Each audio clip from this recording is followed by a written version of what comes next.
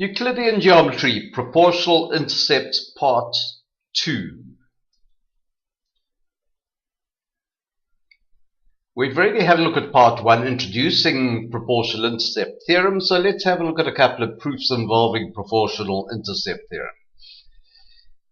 In all the videos on circle geometry, I've spoken about thought processes, so I'm going to start with that in proportional intercepts.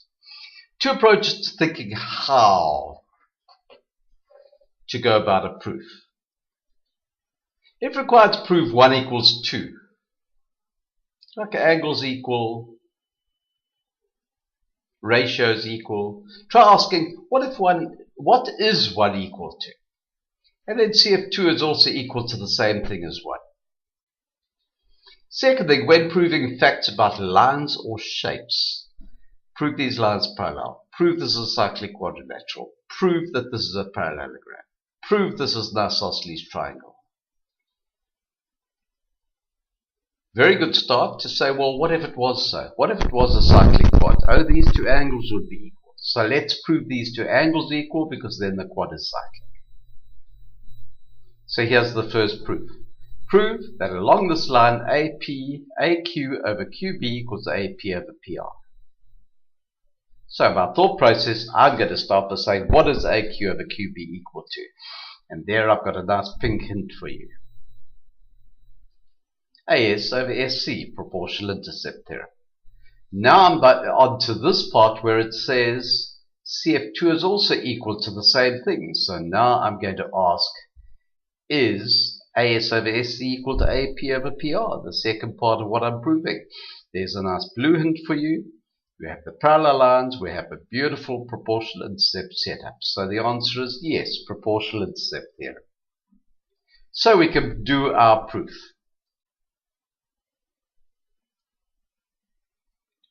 AQ over QB equals AS over SC. There's your proportional intercept theorem. Now we're going to introduce this next one.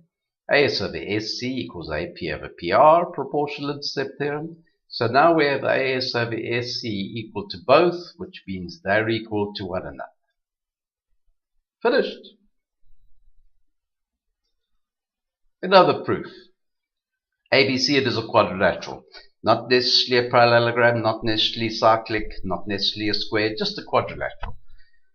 Diagonals AC and BD, so that tells you AC and BD are straight lines. And we're given two pairs of parallel lines, and we're told to prove that RQ parallel to DC. So there's our thinking process. What if they were parallel? Now I could start talking about corresponding angles, but I have no angles at the moment, and really I can see there's a proportional intercept theorem screaming at me.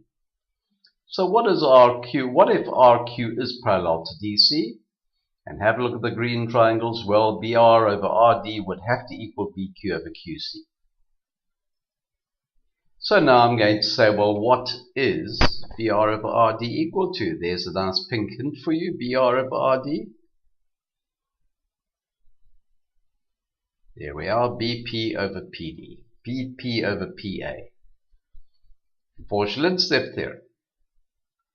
Now we're going to ask the question, I'm trying to prove that I have BR over RD equal to BP over PA, so now I'm going to see if I can link BP over PA and BQ over QC. So the question asked is BP over PA equal to BQ over QC? And there's a nice purple hint for you. The answer is yes. Proportional intercept theorem. So we can prove that. So PR over RD equals BP over PA, proportional intercept theorem. BP over PA equals BQ over QC, proportional intercept theorem. And therefore they're equal to one another.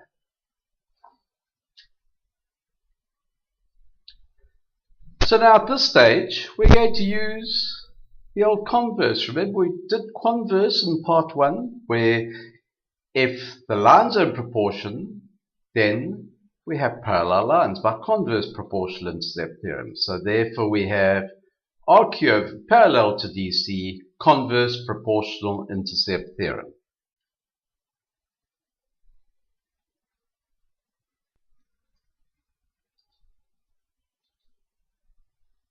So now we have another proof. We have a pair of parallel lines, we have two equal angles, and we have to prove that AD over DB equals AE over EB. Oh dear, look, this goes off at an angle there. But anyway, let's go through our thought process. What is AD over DB equal to? Now I would have gone for that rather than what is AE over EB. AE over EB doesn't involve a straight line. Yes, AE over EC, there's the pink hint, proportional intercept theorem. Now we have AD over DB equal to AE over EC, and we're trying to prove it equal to AE over EB. So is AE over EC, there we are, equal to AE over EB? Well, have a look. I've marked those so you can see the AEs are common. It would be the case if EC equals EB. So I'm going to prove EC equal to EB. So, what if EC is equal to EB? Remember about lines or shapes? What if? Well, these two angles would have to be equal. It would be an isosceles triangle. So I'm now going to prove those angles equal to one another. So well, what is this angle EBC equal to? And the answer is, of course, x. There are alternate angles. Is C equal to x? Well, there's your purple hint. Yes, corresponding angles. So we can go about our proof. EBC equals x. Notice I'm starting by proving those lines equal to one another.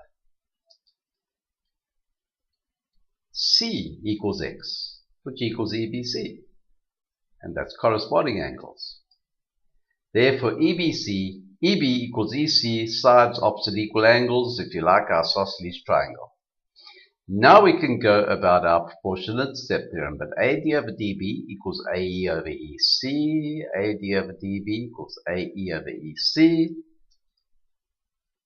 Therefore, AD over DB equals AE over EB, and we finished.